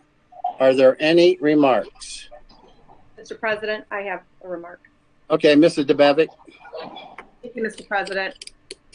I will be voting no this evening as a direct result of the stub roads. As council, this is our only chance to be sure the residents' wishes are granted. If we haven't had any stub streets approved as a result of new construction in the last 20 years, I'm not certain what makes this any different. Clearly, it hasn't been approved for a reason. So for that reason, I will be voting no. Mrs. Fry. Thank you, Mr. President. I will be voting yes tonight simply because I am happy that we have firms and builders and contractors and what have you still interested in creating housing or stores or whatever in our community. And while reading the paper, I noticed that a lot of older communities are starting to put in housing developments similar to this one. And we're still in the planning stages. Therefore, some of the things that people are opposed to can be addressed. And I'm sure that if they feel strongly enough that they will come to zoning and development and those types of meetings to have their voices be heard. And I have confidence in our planning director, Mr. Hunt, to make sure that everything is followed to the T. With that, I pass. Mr. Heide. Thank you, Mr. President. The more I looked at this and the more I crunched numbers, the one thing that eluded me in my numbers crunching was something that, and I know it doesn't need conditional use permits, but former planning director Joe Steffen used to hold very true to his heart the criteria of the harmony of the neighborhood. The only logical entrance was going to be off Austin Drive. Those offices behind, in, for lack of a better word, the Giant Eagle complex, it would be free and clear to build a wall to deny any access to that land. As Mr. Tracy said earlier, there could be as many things as a Burger King, there could be an all-night sports bar, there could be a 24-hour diner there without conditional use permits. And as much as I hate to lose 4 acres of commercial land, I think that changing this to residential would more fit the harmony of the neighborhood rather than leave it at C3. So I will be voting yes. Thank you. Thank you. Anybody else? Anybody else? President Medges? Go for it. I appreciate everyone's viewpoints during these three readings on this piece of legislation. The property in question is being considered for new townhomes, and we may not think that this is the best option for development for this land as it is commercial now. But to my knowledge, this land has never been developed. It's been for sale by the owner for over a decade, by the same owner. When this land went to sale via auction, there were many in attendance, but it's my understanding that there was only one bidder. The current owner has a long track record of developing residential housing. If this lot was developed for commercial use, the same concerns would be made: lights, traffic, parking, traffic flow, stormwater. And with commercial, I'm sure there'd be more questions: hours of operation, deliveries, litter, noise, etc. Having a new development centered around residential may not provide for income taxes for the city, but new residents into the community brings a flow of money into town, as they're going to be buying groceries, they're going to be buying gas, other goods and services, going out to eat, etc., as well as attending city events and shopping downtown, which is a major positive for the community. Again, this land has been for sale and sat empty for many decades. I don't believe it's ever been developed ever. So this may not be the best in terms of tax revenue for the city, but that flow of money from new residents into the community can be counted 7 to 9 times. So I think that's very important as well. So appreciate everyone's viewpoints, but wanted to throw that out there. Thank you. Thank you. Are there any other remarks? Mr. President? Yes. I'm going to go ahead and piggyback on the mayor's point of view on this. And I think it's great for the city. It's been vacant for over 10, 11 years. I know of personally, driving by it. I think it'd be a great, addition to the city of Barberton, new housing, and also bring, like he said, more customers for Giant Eagle, more customers for the gas stations, more customers for restaurants, to-go places, the chiropractors right there, the doctors, and this would be great for the city. I think we should start doing more of this to build the city back up, to run it more as a business. And thank you for Mr. Trevor Hunt for doing an excellent job with this, and the Planning Commission for doing your guys' hard work and studying all this. Thank you. Anyone else? Mr. President? Go for it. Mr. President? Okay. Thank you, Mr. President. I've talked to some of the residents that live on Austin Drive and several other ones that live inside Austin Estates. They were okay with it. They didn't have any problems. They didn't have any concerns. They said, oh my gosh, that land's been empty for how long? So I think too, it's a positive for the city. We're going to have, 30 some new townhouses coming in. Some of the younger generation between the age, they have it estimated 28 to 40, that instead of renting, they're going to buy a house and shopping and that around there. I think this is very positive.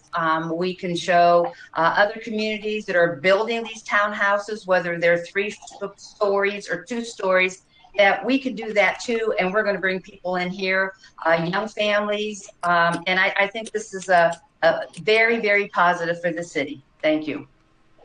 Thank you. Any other remarks?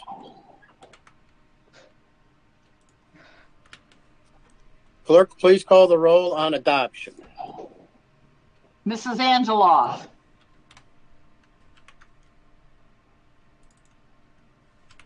We didn't hear you, Nina. Yes. Okay. Mr. Jaber. Yes. Mr. Greer. Yes. Mr. Griffin. Yes. Mrs. Coburn. Yes. Mrs. Fry. You're muted, Mrs. Fry. Yes.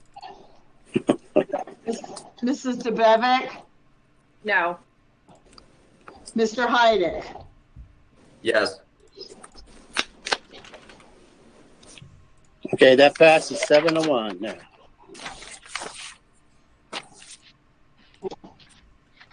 this ends the third readings. Okay, appointments, There are none. miscellaneous and unfinished business. Anybody have anything? Mr. President, I do. Okay. Mr. Persley was messaging me in the chat. I don't know if he wants to give an update on the some information from the fire that we discussed during safety, or if he would like me to. That's up to him. Yeah, I can give an update. I reached out to our public information officer. There were actually 6 people displaced. The Red Cross was called in to assist them, and we had 2 firefighters who sustained minor injuries from a fall.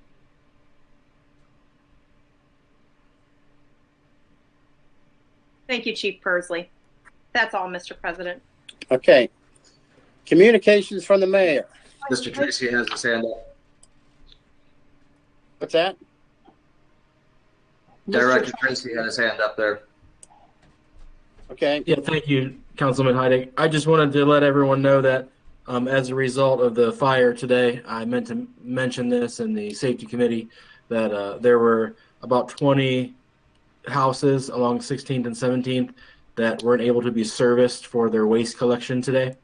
So the Kimball will be coming tomorrow morning to service those houses in case anyone gets any inquiries about missed trash on the near west side and Councilwoman Coburn's ward. Thank you. That's it. Thank you.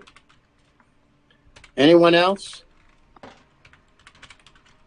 One of the problems I have is I don't have everybody's picture on my screen. And so you're going to have to speak up because I can't see everybody. So anybody else? You got your back. Okay, thanks. Okay, communications from the mayor. Thank you, Mr. President. As stated earlier, I'll work with President Medges, Councilwoman Fry, and Council Clerk Reese Price on budget hearings here in the near future. And in the meantime, as you're going through the budget, email me questions and I'll provide to council all of those questions and responses so everyone knows what their colleagues have asked. But we will have budget hearings as well. The warming center that is being established at the Active Adult Center during normal operations. Anyone needing additional accommodations, we'll work with them and the agencies throughout the county. We're just not set up with the proper resources, and neither is the Barberton Salvation Army or BACM and other agencies in Barberton, but there are agencies throughout the county for overnight accommodations. So putting COVID restrictions and rules on top of a warming or cooling center really creates a lot of challenges. So we're going to continue to monitor the forecast in the coming days and the weekend and make changes as needed. Appreciate everyone for the passage of Ordinance 7, 2021. This will really help and enable landlords for the year to pay their registration. We will get invoices out this week, and then we'll adhere to the ordinance on the time schedule and go from there. On the COVID side, last week, Councilman Heidick asked if there were any issue with the vaccine compounds that are adverse to any opioid treatments that being administered. The short answer is most likely no. But the health department is continuing to look at that. So I wanted to get back to you with that. In terms of COVID, came out reports today that CVS and Walgreens, there's a glitch with their computer and their technology. Technology is great when it works. So their glitch was not allowing Ohioans age 65 to 69 make COVID vaccine appointments, which today, for the governor's list, that was the age group that could start signing on. So it would not allow them to do that. Saw a few reports that indicated that the issue had been resolved, but then I saw other reports indicating that there was no resolution at this time. So they were still working on that. But Giant Eagle and Sumo Barberton have not been found to have any issues. So should be able to move forward if you're in that age bracket. President Biden continues meeting with congressional reps on stimulus packages.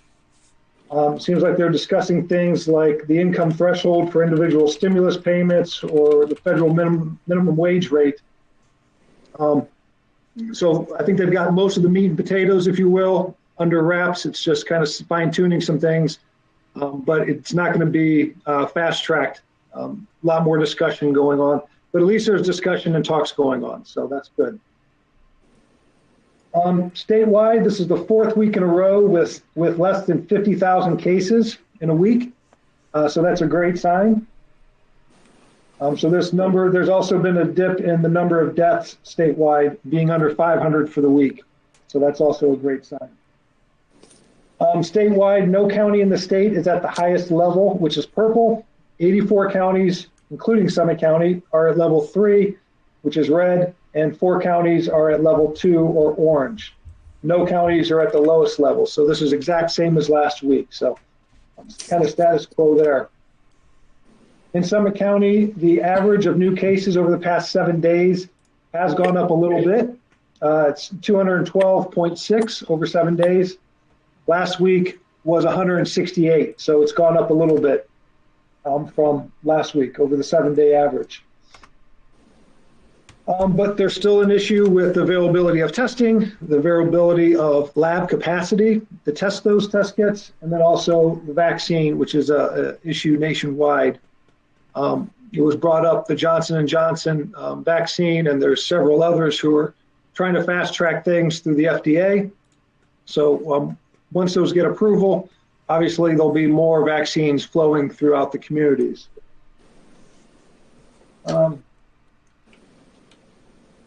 Again, there's 31 vaccine locations in Summit County. You can go outside of the city of Barberton to get a vaccine. You can go outside of Summit County to get a vaccine. So it's wherever you can get in. So they won't stop you if you try to leave the county or the city. So a few updates for everyone on the COVID front, but it seems, like I mentioned last week, these types of things change weekly, daily, and sometimes even hourly. So we will continue to monitor this and keep notes. So thank you, Mr. President. Thank you. Anything else from the department heads? Anything else from council? Mr. Heide. Thank you, Mr. President. For those that are trying to schedule their vaccines through the Summit County Health Department, I'd just like to have everybody remind people if they're getting lost that it's very important. I don't know why Google prioritizes them over us, but a lot of times it's taking people to Summit County, Utah. So just be aware that, type in Ohio with it too. Thank you. Anyone else? With nothing else, do I have a motion to adjourn? Mrs. DeBevitt. Thank you, Mr. President. I'd like to make a motion that we adjourn. And Mr. Heide. Thank you, Mr. President. I'll second the motion to adjourn. Thank you. It was moved by Mrs. DeBevick and seconded by Mr. Heide that we adjourn. All those in favor signify by saying aye. Aye. Any opposed? We are adjourned at 8:09. Thank you, everybody. Thank you. Have a good week. Thank you.